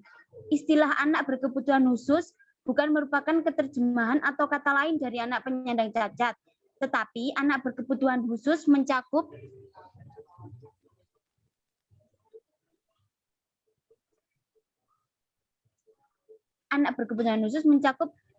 spektrum yang luas, yaitu meliputi anak yang berkebutuhan khusus temporer, dan anak berkebutuhan khusus permanen, penyandang cacat. Oleh karena itu, apabila menyebut anak berkebutuhan khusus, selalu harus diikuti ungkapan termasuk anak penyandang cacat.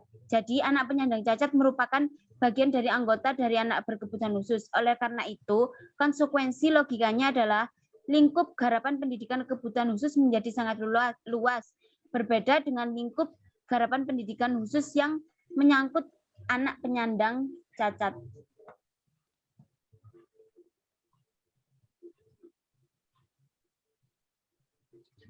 Hambatan perkembangan, hambatan belajar anak berkebutuhan khusus.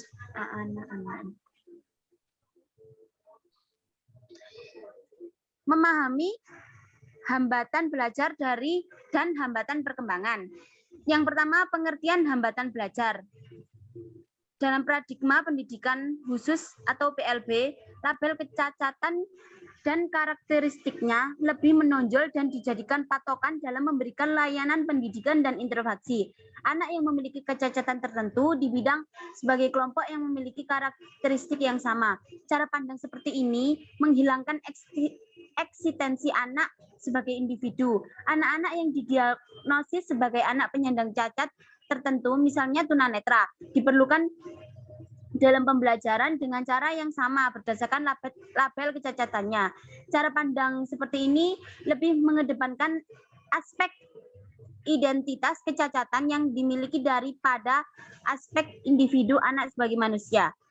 Dalam konsep pendidikan khusus, lebih banyak menggunakan diagnosis untuk menentukan label kecacatan. Berdasarkan label itulah layanan pendidikan diberikan dengan cara yang sama pada semua anak yang memiliki label kecacatan yang sama dan tidak mempertimbangkan aspek-aspek lingkungan dan faktor-faktor dalam diri anak.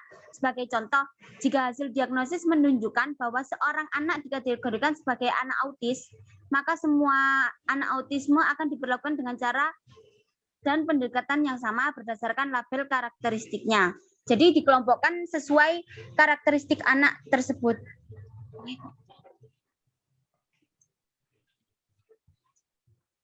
Faktor penyebab munculnya hambatan pembelajaran. Yang pertama, faktor internal pada diri anak itu sendiri.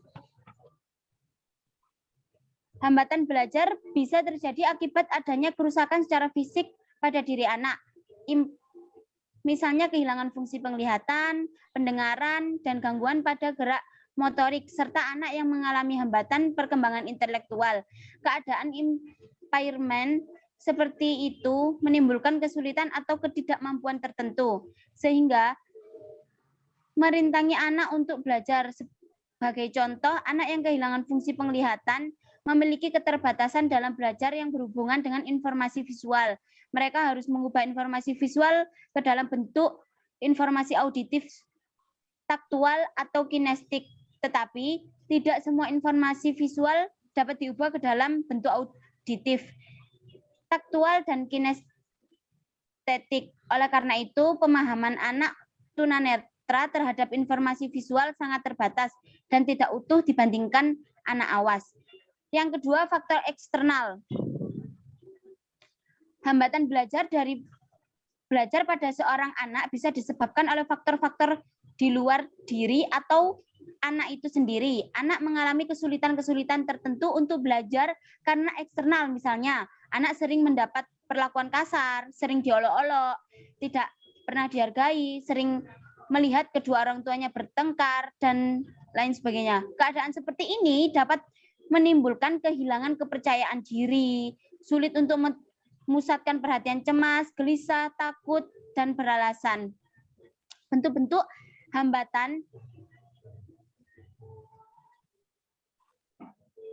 hambatan belajar yang dapat teridentifikasi akibat dari keadaan seperti itu. Misalnya, anak tidak memiliki keberanian untuk bertanya, meskipun ada yang ingin ia tanyakan kepada gurunya, tidak bisa menyatakan bahwa dia tidak mengerti sesuatu karena takut. Tidak dapat mengikuti instruksi, tidak dapat mengemukakan pendapat atau keinginan secara lisan karena tidak berani. Anak-anak seperti ini tidak mungkin dapat belajar dengan benar. Faktor eksternal lainnya yang dapat menjadi hambatan belajar bagi seorang anak seperti pengalaman belajar di atas yang sangat keras dan sangat kompetitif, pengalaman belajar di atas yang terlalu mudah sehingga tidak ada tantangan untuk belajar lebih lanjut, pembelajaran yang tidak sesuai dengan gaya belajar anak, kurikulum yang tidak sesuai dengan kebutuhan anak secara personal, dan ketidaktersediaan sumber belajar dan media pembelajaran. Faktor internal dan eksternal. Hambatan belajar bisa terjadi karena kombinasi antara faktor internal dan faktor eksternal. Misalnya, seorang anak yang mengalami gangguan perkembangan intelektual internal belajar pada lingkungan kelas yang keras dan kompetitif eksternal, sudah dapat dipastikan bahwa hambatan belajar yang dialami oleh anak ini akan berakibat lebih buruk pada perkembangan hasil belajar anak menghadapi dua hambatan secara bersamaan.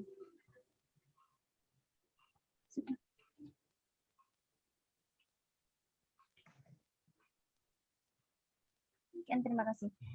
Kesimpulan, perkembangan fisik, ya Allah.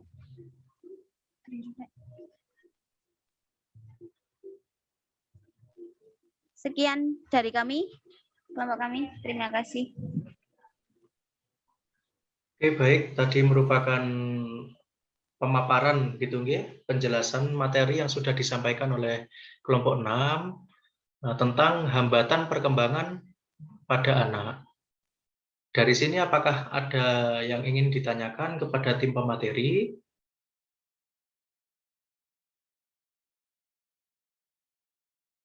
Ini ada yang angkat tangan ini? Oh tidak, bukannya. Oke, Saudari Berlian sudah itu guys, sudah memahami guys materi hari ini? Hadir, Saudari Berlian?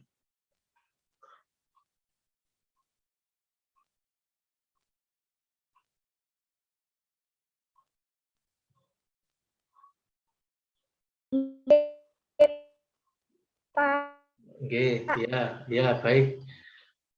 Ya.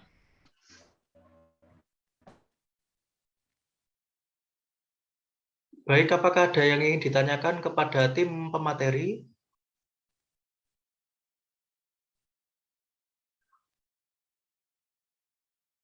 Oke, belum ada yang ditanyakan ya. Oh, boleh di-close, Saudari Vira. Iya, presentasinya. Boleh ditutup ya.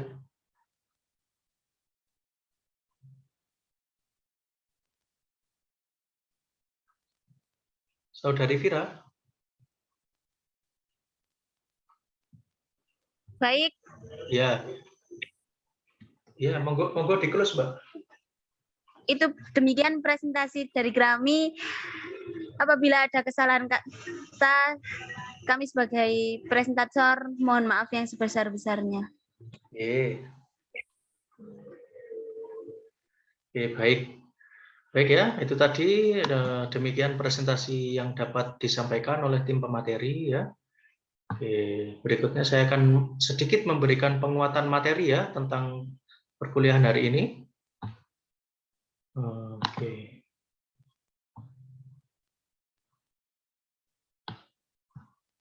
Kita membahas tentang hambatan perkembangan ya. Hambatan itu berarti kan apa? Kita mendefinisikan hambatan itu apa?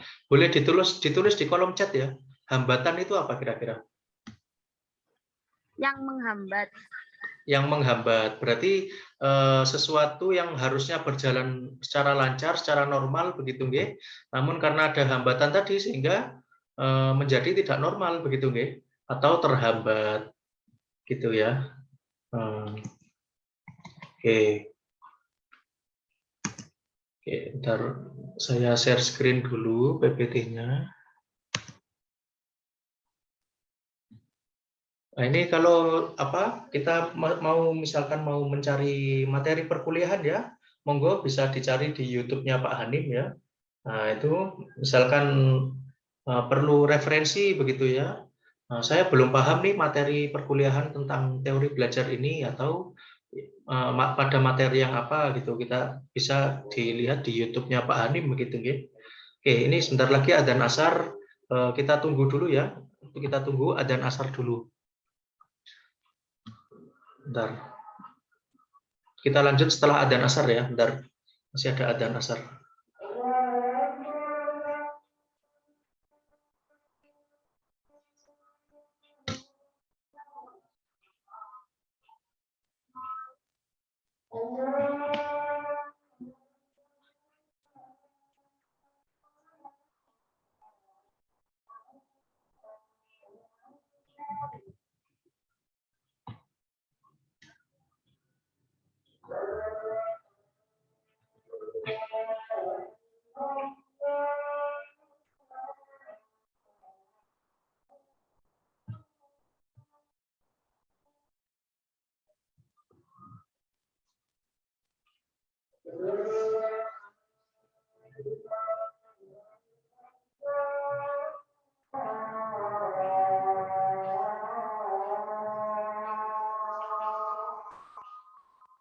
Oke, baik ya. Kita lanjut ya. Oke, jadi apakah ini PPT-nya sudah terlihat? Sudah, Pak. Sudah. Oke, baik. Ya, jadi kalau kita membahas perkembangan itu ya, apa? Kita ingat-ingat ya, hakikat perkembangan itu berarti kita tahu perkembangan dulu. Perkembangan kita ingat-ingat pada pertemuan awal sudah kita pelajari bahwa perkembangan itu merupakan fase pencapaian pertumbuhan fungsi, ya, fungsi, kemampuan, dan kematangan. Jadi ini yang digarisbawahi, kematangan dalam setiap anak dalam berkembang ya, yang diperoleh melalui interaksi dan pembelajaran dengan lingkungan sekitar. Jadi bagaimana anak itu dapat matang, kemampuan serta fungsi ini banyak ya. Fungsi itu kan berarti berguna ya. Nah, guna dalam masyarakat itu diperoleh melalui kematangan, gitu ya. Nah, sekarang kita bahas hakikat perkembangan anak ya. Nah, kita awali dari sini dulu ya. Jadi pada awalnya anak itu berkembang geraknya ya. Motoriknya berkembang dulu anak itu. Jadi anak bisa tengkurap, anak bisa duduk, anak bisa merangkak, kemudian terakhir anak bisa berjalan. Nah, jadi setelah anak berkembang motoriknya, lalu anak itu berkembang struktur kognitifnya ya. Bisa membaca, menulis, berhitung ya, bisa membedakan dan menggabungkan informasi dan sebagainya. Jadi tadi setelah motoriknya berkembang, lalu kognitifnya berkembang, begitu ya. Nah, setelah motorik dan kognitifnya berkembang, maka anak itu dapat berkembang sebagai makhluk sosial ya. Dia dapat bersosialisasi dengan temannya dan memiliki kepekaan terhadap lingkungan sosial. Misalkan berupa simpati ya, ketika teman itu sakit maka kita menjenguk ya. Nah, itu merupakan empati ya. Nah, itu jadi untuk timbul empati sebagai makhluk sosial tadi, maka anak itu harus berkembang dulu motoriknya ya, geraknya dulu, baru kemudian cara berpikirnya begitu ya, struktur kognitifnya. Nah, yang terakhir barulah anak itu dapat berkembang sosialnya. Nah, apabila salah satu ini terganggu ya, misalkan perkembangan motoriknya terganggu, maka hal tersebut akan mempengaruhi perkembangan yang lainnya seperti struktur kognitifnya maupun cara dia bersosialisasi dengan lingkungan sosialnya, sekitarnya begitu ya. Oke, baik, itu tadi ya hakikat perkembangan anak. Nah, sekarang kita mengenal anak-anak ya. Jadi anak-anak itu ya ditekankan pada perasaan senang dan bahagia dalam mengeksplorasi atau mempelajari sesuatu. Nah, jadi perasaan itu lebih penting ya dibandingkan dengan penguasaan keterampilan. Oke, jadi ibaratnya ketika guru itu memberikan pelajaran, maka anak itu harus dibikin permainan dulu ya, dibuat senang dulu. Dengan anak menyenangi tadi ya, mungkin senang dengan gurunya, atau mungkin senang dengan materi pelajarannya, atau mungkin senang dengan metode belajarnya, maka nanti terjadilah lambat laun terjadi penguasaan keterampilan. Iya, jadi yang membedakan cara belajar anak-anak dengan orang dewasa itu apa? Ya, jadi pada anak-anak dalam hal ini konteksnya yaitu siswa sekolah dasar ya. Jadi anak-anak itu harus senang dulu dan bahagia dulu. Baru nanti dia dapat menguasai keterampilan. Sedangkan pada orang dewasa itu ya, dia harus belajar keterampilan dulu. Baru nanti dia setelah menguasai dia akan mendapatkan perasaan puas gitu ya. Perasaan senang. Jadi perasaan itu dinomor duakan dalam metode belajar orang dewasa. Sebaliknya pada anak-anak itu perasaannya dulu, baru nanti kemudian keterampilannya. Itu ya, bisa dipahami ya. Nah, sekarang kita lanjut ke hakikat hambatan perkembangan ya. Jadi kalau tadi menurut saudari pemateri, hambatan itu berarti yang mengganggu begitu nggih. Oke, jadi ya, hakikat hambatan perkembangan yaitu masalah yang dialami oleh anak begitu nggih, yang memiliki gangguan perkembangan dan mengalami kesulitan dalam berkembang dengan optimal. Ya, tadi dijelaskan hambatan itu ternyata ada internal dan eksternal begitu nggih. Orang tua hendaknya menyadari sejak dini ya. Jadi kalau kita membahas perkembangan peserta didik ini, kita memainkan peran sebagai dua ya, kita sebagai pendidik, kita juga sebagai calon orang tua begitu nggih, atau ada yang sudah menjadi orang tua. Nah, gitu ya. Jadi kita memposisikan diri menjadi dua ya, sebagai guru ya, sebagai pendidik, yang kedua sebagai orang tua, gitu nggih. Nah, bagian yang tidak berkembang dengan baik yaitu misalkan pada gangguan fisik ya, koordinasi pola geraknya terganggu. Misalkan anak itu kesulitan untuk berjalan ya. Dalam berjalan itu kan banyak ya, dia melibatkan kaki. Lalu ketika berjalan itu kan gerakan tangan juga dibutuhkan ya. Kemudian bagaimana postur atau sikap tubuh begitu ketika berjalan, apakah tegap, apakah membungkuk begitu ya. Nah, itu tadi gangguan fisik. Kemudian ada gangguan psikis ya. Psikis itu berarti kejiwaan ya. Nah, jadi berakibat pada penglihatan dan geraknya akan terganggu. Jadi bagaimana anak itu kalau kejiwaannya terganggu ya, misalkan tadi ya anak yang trauma dengan sesuatu begitu ya, maka dia secara visual, secara penglihatan dan geraknya itu akan terganggu. Misalkan anak itu trauma ya, pernah dibully sama temannya gitu ya. Nah, maka dia akan terganggu perilakunya gitu nggih. Kalau di Jepang itu ada ya. Di Jepang itu ada seseorang anak itu yang mengurung diri di dalam kamar ya. Mengurung diri di dalam kamar itu tahunan ya. Paling cepat 6 bulan, paling lama ya bertahun-tahun. Sehingga untuk kebutuhan makan dan minum itu menggantungkan diri dari orang tuanya. Jadi orang tua yang mengirim makanan ke dalam kamar. Nah, jadi itu tadi ya berhubungan dengan gangguan kejiwaan. Di Jepang itu ada fenomena tersebut tadi ya, ketika anak itu karena bulian tadi sehingga anak lebih mengurung diri di dalam kamar. Nah, itu merupakan hambatan ya, menghambat perkembangan gitu ya. Kemudian ada pendengaran terganggu.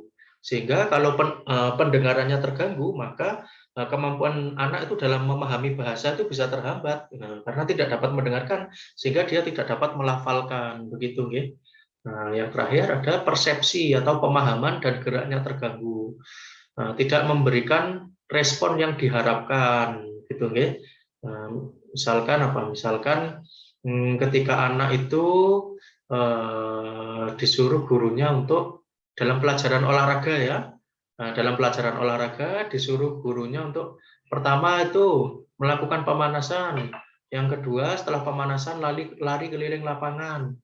Nah, maka ketika disuruh tadi, maka anak itu akan mengalami kesulitan begitu ya, karena geraknya terganggu. Dan yang kedua persepsinya juga mungkin tidak memahami apa yang diperintahkan oleh gurunya tadi ya. Nah, jadi anak itu tidak memberikan respon yang diharapkan, gitu ya. Kita lanjut lagi, ya. Nah, bagaimana cara mendeteksi hambatan perkembangan, ya? Jadi pada dasarnya setiap anak itu memiliki tugas perkembangan pada setiap fase, ya. Kita ingat dulu ya, kita bisa membedakan antara fase perkembangan dengan tugas perkembangan ya. Nah, yang ditulis Pak Hanim di papan tulis itu tentang tugas perkembangan masih ingat ya. Nah, itu jadi setiap umur, setiap fase itu anak memiliki tugas perkembangan. Nah, cara mendeteksi hambatan perkembangan bagaimana? Apabila anak itu tidak dapat mencapai tugas perkembangan pada fase yang telah ditentukan. Gitu nggih. Misalkan pada fase sekian ini anak sudah dapat merapikan tempat tidur sendiri, tapi kok dia itu masih males-malesan ya. Nah, itu maka terjadilah hambatan tadi. Nah, apabila hal tersebut terjadi, maka orang tua dan guru perlu untuk melakukan observasi atau pengamatan begitu ya, dan memberikan perhatian khusus kepada anak. Misalkan memberitahu, nah kamu seharusnya itu pada usia sekian sudah dapat merapikan tempat tidur loh. Nah, sudah dapat mandiri, sudah bisa membantu orang tua loh. Misalkan membantu membelikan sayur-sayuran di pasar dan sebagainya. Gitu nggih. Jadi cara mendeteksinya apabila anak itu tidak mencapai tugas perkembangan pada fase yang telah ditentukan. Gitu ya. Bisa dipahami nggih? Oke, sekarang jenis hambatan ya tadi sudah dijelaskan oleh tim pemateri bahwa ada hambatan perkembangan yang sementara atau temporari ya. Kemudian ada hambatan perkembangan yang permanen atau menetap begitu ya. Nah, jadi pada hambatan perkembangan yang sementara itu contohnya tadi ya sudah dijelaskan oleh saudari Vira tadi, misalkan karena akibat bulian begitu ya. Kemudian ada lagi trauma di masa lalu dan sebagainya. Kalau pada hambatan perkembangan yang sifatnya permanen begitu nggih, nah ini mungkin bisa disebabkan oleh kecacatan begitu ya. Nah, cacat itu ada disebabkan bisa dari anak itu ketika lahir sudah cacat begitu nggih, ataupun anak itu mengalami kecelakaan gitu ya. Oke. Oke, baik. Nah, sekarang faktor yang mempengaruhi hambatan perkembangan yaitu ada dua, faktor sebelum kelahiran atau ketika anak itu masih di dalam kandungan begitu nggih. Nah, yang kedua ada faktor setelah kelahiran ketika anak itu sudah dilahirkan, sudah berbentuk bayi begitu nggih, dan sebagainya. Oke, jadi jenis hambatan perkembangan itu ada banyak ya. Saya identifikasi ada 14. Di antaranya yaitu hambatan berbicara, hambatan berjalan, hambatan memahami sesuatu ya. Nah, kalau hambatan memahami sesuatu itu berarti terkait dengan persepsi ya, terkait dengan bagaimana dia itu memahami informasi begitu ya, untuk selanjutnya dilakukan tadi ya, ada hubungannya dengan materi perkuliahan sebelumnya. Ketika informasi itu sampai pada panca indera, maka informasi tersebut akan dilakukan encoding ya, atau dimasukkan ke dalam memori begitu ya. Nah, ketika anak kesulitan memahami sesuatu, bisa jadi sesuatu itu dia menerima informasinya mungkin kurang utuh begitu ya, atau dia perlu bantuan orang lain untuk memahami sesuatu tersebut. Kemudian ada hambatan fokus ya. Jadi ada anak itu ketika fokus itu kesulitan karena mungkin terlalu anak itu terlalu aktif begitu ya, terlalu histeris begitu ya, sehingga dia mengalami hambatan untuk fokus. Itu ada itu kasusnya ya, seperti itu. Kemudian ada daya ingat lemah. Kalau daya ingat lemah ini berarti berkaitan dengan nutrisi ya, nutrisi kemudian latihan ya. Jadi ternyata daya ingat yang lemah itu dapat dilatih supaya kembali kuat begitu nggih. Nah, kemudian ada hambatan kemampuan berbahasa. Kemudian ada gangguan fungsi panca indera, banyak ya. Ada hambatan berinteraksi sosial, ada hambatan kesulitan beradaptasi dengan lingkungan, hambatan pengendalian emosional ya. Nah, ini kita kenal ada fenomena tantrum ya. Kalau pengendalian emosional, jadi tantrum itu adalah kondisi ketika anak itu ya marah-marah, sulit mengendalikan emosinya. Nah, itu disebut dengan tantrum ya. Nah, kemudian hambatan perkembangan fisik ya. Oke, kemudian ada sakit. Ternyata sakit berkepanjangan itu dapat mengganggu perkembangan anak. Misalkan mohon maaf ya, ketika sakit tipes atau sakit demam berdarah, nah itu dia tidak masuk lama, misalkan 1 minggu atau 2 minggu, maka dia akan ketinggalan pelajaran dan tidak dapat bersosialisasi dengan temannya. Kemudian ada gangguan kepribadian dan perilaku buruk ya. Yang terakhir ada obesitas. Obesitas itu ternyata dapat membuat anak untuk malas bergerak ya, dan kesulitan untuk melakukan gerakan tertentu, misalkan kesulitan dalam melakukan guling depan atau roll depan begitu nggih. Oke, baik. Oke, jadi yang pertama ada hambatan berbicara ya. Jadi anak itu mengerti kosakatanya namun kesulitan untuk melafalkannya. Nah, misalkan kita mengajarinya dapat dari huruf dulu ya. Bagaimana anak itu bisa melafalkan huruf, lalu nanti suku kata per suku kata ya. Misalkan misalkan apa? A baca. Nah, itu ya. Seperti metodenya kita belajar Iqra dulu ya. Kita dulu pernah belajar Iqra nggih. Nah, jadi belajarnya kata demi kata begitu nggih. Atau huruf demi huruf dulu, nah dan sebagainya. Jadi hambatan berbicara itu dapat diatasi dengan cara orang tua aktif untuk mengajak anak berbicara dan memancing anak untuk mengemukakan pendapatnya. Jadi ketika orang tua itu menghargai pendapat anak, itu ternyata dapat memacu anak untuk lancar berbicara begitu nggih. Nah, orang tua jangan dipotong ketika anak itu berusaha menjelaskan pendapatnya begitu nggih. Oke, baik, lanjut lagi ke hambatan berjalan ya. Nah, pada kasus hambatan berjalan ini, misalkan anak itu sulit atau tidak dapat berjalan dengan baik ya, maka orang tua dapat berkonsultasi dengan tenaga kesehatan profesional agar hambatan diatasi dengan cepat. Kita lanjut lagi ke hambatan memahami sesuatu ya. Jadi pemahaman ini bisa disebabkan oleh diri sendiri maupun lingkungan ya. Nah, dari diri sendiri misalkan daya tangkap anak itu lemah ya. Nah, itu dari diri sendiri. Jadi kalau dari lingkungan, bisa saja lingkungan itu jarang memberikan informasi yang mudah dipahami. Oke. Misalkan gimana? Misalkan ketika orang itu tinggal di hutan ya, terbiasa tinggal di hutan begitu nggih, di pedalaman begitu ya.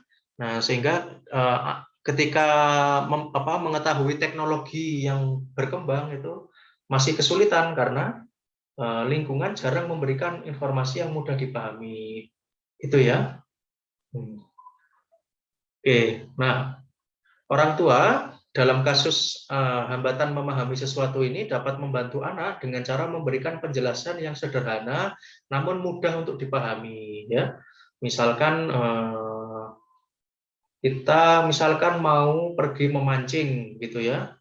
Nah, jadi apa saja yang diperlukan sebelum memancing itu, misalkan ya, yang diperlukan itu ternyata sebelum memancing kita membutuhkan umpan, ya, terus membutuhkan alat pancing, kemudian membutuhkan apa lagi?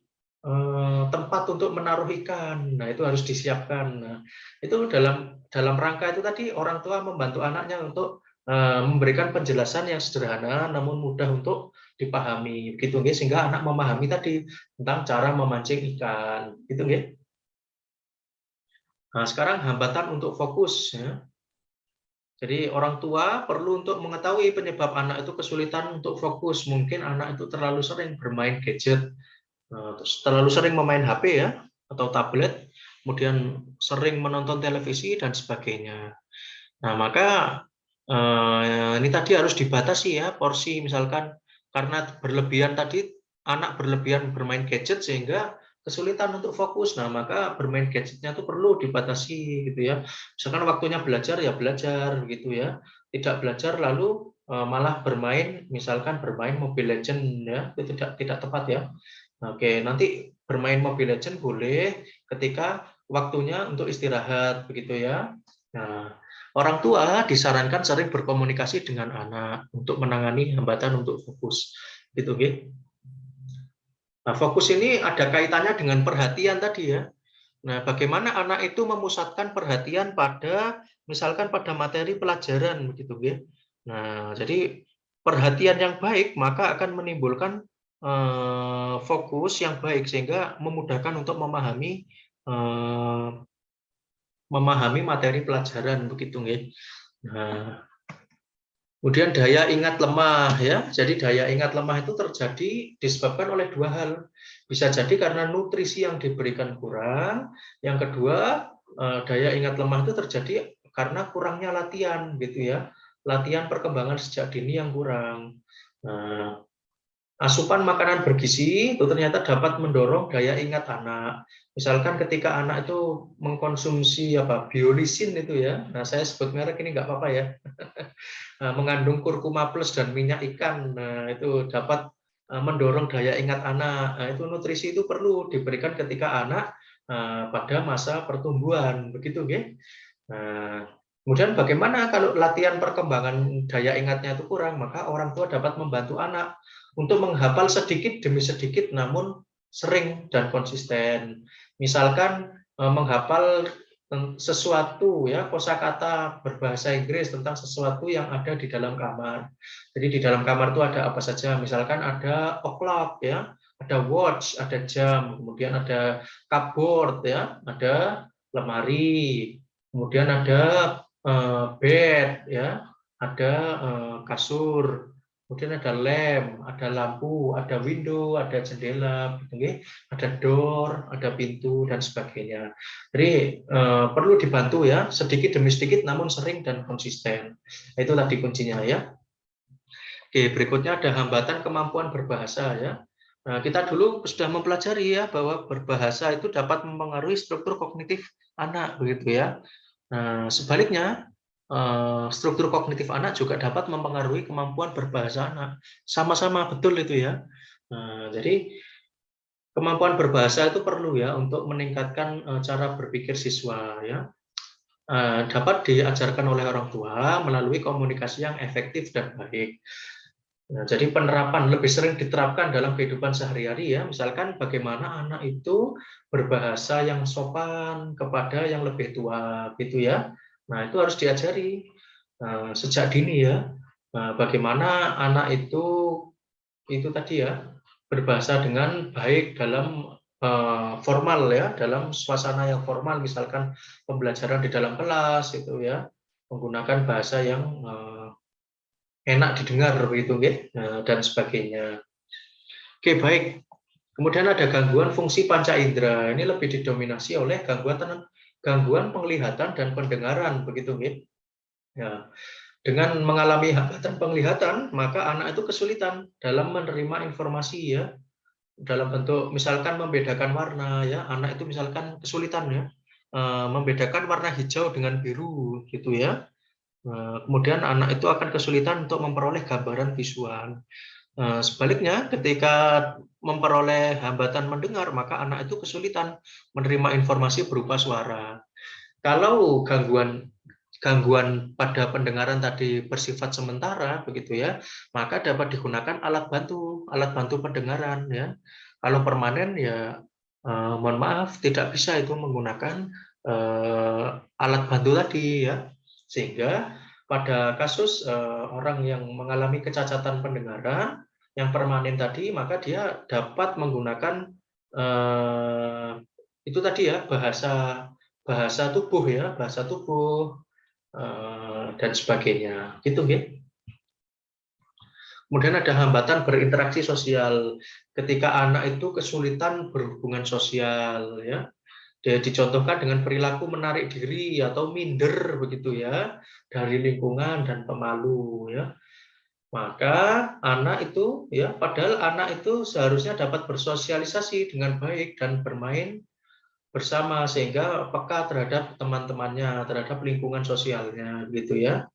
Nah, maka orang tua itu disarankan memegang peranan penting untuk membantu anak berinteraksi sosial dimulai dengan tetangganya. Misalkan dengan cara apa? Misalkan dengan cara mengajak anak untuk membuat kue misalkan ya, membuat roti itu di dapur. Nah, setelah roti itu jadi, terus kemudian anak itu diajak berkeliling ke tetangga untuk membagikan roti tadi. Nah, itu ya. Jadi interaksi sosial itu dimulai dengan hal yang sederhana dan mudah begitu ya. Contohnya dengan cara membagikan roti tadi, mengajak anak, ayo nak kita ke tetangga-tetangga membagikan roti yang telah kita buat. Misalkan seperti itu ya. Oke, baik.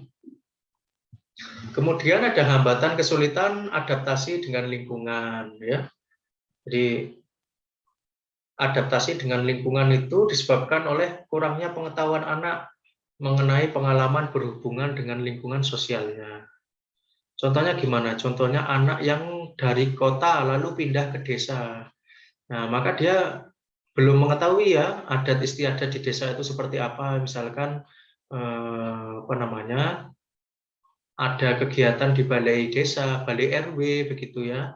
Nah, itu kalau untuk hambatan kesulitan adaptasi dengan lingkungan, maka ini dapat disarankan agar anak itu sering untuk bersosialisasi, sering untuk berinteraksi, sering untuk bergaul dengan masyarakat di sekitar. Itu nggih. Nah, oke. Kemudian ada hambatan pengendalian emosi. Kalau kita sebut sebagai tantrum tadi ya pada anak. Jadi anak itu pada dasarnya emosi anak itu dipengaruhi oleh orang-orang di sekitarnya. Jadi misalkan ya, emosi anak itu tinggi apabila anak itu tinggal di lingkungan yang penuh tekanan dan sering mendengar nada bicara tinggi.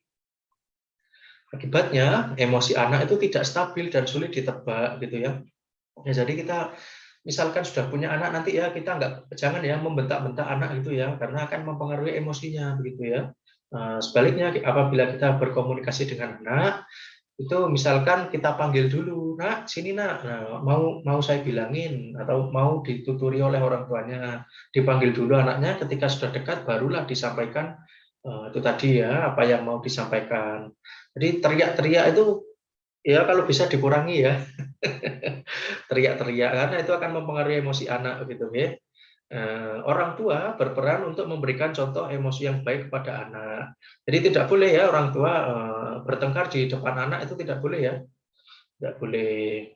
Oke, baik lanjut lagi ya. Sekarang ke hambatan perkembangan fisik ya. Nah, kecacatan anggota tubuh dapat mengurangi kemampuan anak untuk dapat beraktivitas dengan anak lainnya. Misalkan anak yang menggunakan kursi roda itu ya, maka dia akan kesulitan untuk bermain bersama, misalkan dalam permainan sepak bola. Kemudian itu kan dia jadi tidak bisa bergabung ya. Begitu contohnya dan sebagainya. Kemudian ada sakit ya. Nah, sakit ini dalam waktu berkepanjangan maka akan dapat mengganggu perkembangan anak gitu ya. Nah, maka dari itu orang tua harus peduli terhadap kondisi kesehatan anak, misalnya menyediakan perlengkapan yang memadai, kemudian tempatnya, tempat pengobatannya bagaimana, ini apa saja obat yang harus diminum gitu ya. Dan prosedur tindakan selama sakit agar anak itu cepat kembali sehat ya. Nah, dengan kembali sehat maka anak itu dapat belajar dengan baik, kemudian anak itu dapat bersosialisasi dengan teman-temannya begitu ya, dapat bermain bersama dengan teman-temannya, dapat melaksanakan tugas perkembangan dan sebagainya, dapat beribadah dengan baik begitu ya. Nah, oke, kemudian ada gangguan kepribadian dan perilaku buruk ya. Jadi pada hambatan ini ya anak itu rewel ya, dan menangis keras tanpa orang dewasa itu mengerti apa yang mereka inginkan ya. Akibatnya apa? Akibatnya anak itu akan menjadi manja ya, menuntut perhatian lebih, kemudian agresif dan banyak menuntut ya. Akibatnya dia apabila diteruskan maka lingkungan sosial itu cenderung tidak nyaman begitu ya. Nah, karena perilakunya yang agresif tadi, yang manja begitu ya. Nah, untuk menghindari anak berkembang dengan ini tadi ya, kepribadian dan perilaku buruk, maka sedari dini orang tua dapat menanamkan kemandirian pada anak sehingga dia disukai oleh lingkungannya. Gitu nggih, lingkungan sosialnya. Oke, kemudian nah ini ada obesitas ya atau kegendutan ya. Jadi anak gemuk itu memang terlihat lucu ya, terlihat lucu dan menggemaskan dengan pipi tembem gitu ya dan badan besar ya. Namun apabila berlebihan maka tidak baik untuk kesehatan dan perkembangan anak. Karena pada masa pertumbuhan itu anak harus dapat bergerak aktif begitu ya. Akibatnya kalau kegendutan maka anak itu tidak lincah ya, malas dan tidak dapat beraktivitas. Nah, selain itu penyakit gula itu juga dapat kita jumpai ya saat ini ya. Nah, bagaimana anak itu yang pada usia anak-anak, pada usia sekolah dasar ternyata sudah kena penyakit gula.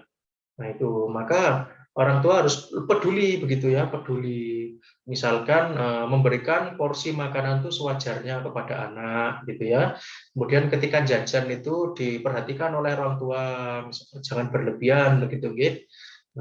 Jadi obesitas ini berkaitan dengan pola makan, kemudian pola tidur dan pola geraknya itu harus seimbang. Apabila tidak seimbang maka terjadilah obesitas pada anak gitu gitu.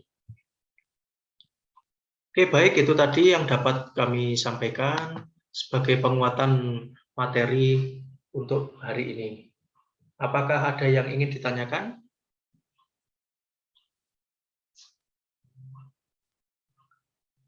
Oke, saya mau ke saudara Alul, sudah memahami nggih, materi perkuliahan hari ini nggih, tentang hambatan peserta didik? Saudara Alul hadir?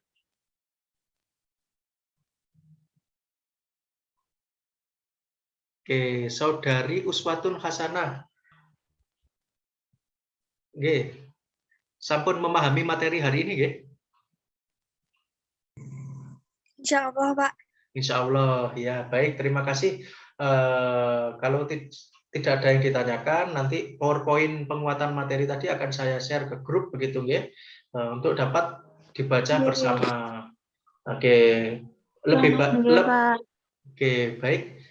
Sekian perkuliahan hari ini. Apabila tidak ada yang ditanyakan, begitu nggih. Oke, berarti dengan selesainya kelompok 6 ini presentasi, berarti sudah selesai ya sesi presentasinya. Minggu depan